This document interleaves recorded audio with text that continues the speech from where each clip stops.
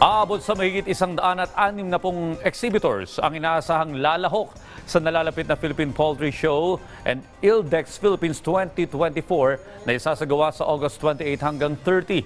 Tampok dito ang trade fair para sa mga makabagong teknolohiya at mga seminar para sa poultry, livestock at dairy products sa bansa.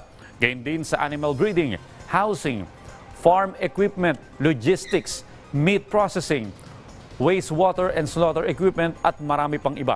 Inaasahang dadaluhan ito ng mahigit 8,000 participants mula sa mahigit 40 bansa gaya ng Thailand, US, Malaysia, Singapore, the Netherlands. Layo nitong palawigin pa ang kaalaman ng mga nasa agricultural sector, mabawasan ang importasyon at palakasin pa ang lokal na produksyon sa agrikultura.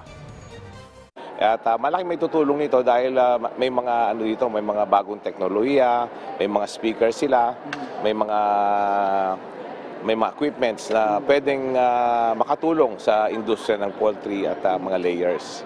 Kaya kami nag-partner sa ILDEX. Sakop na dyan pati yung dairy. So kumbaga lalahatin na namin yung agriculture kasi palaguin natin yung local agriculture. Hindi lang ito yung mga hayop, kundi yung mga pananim.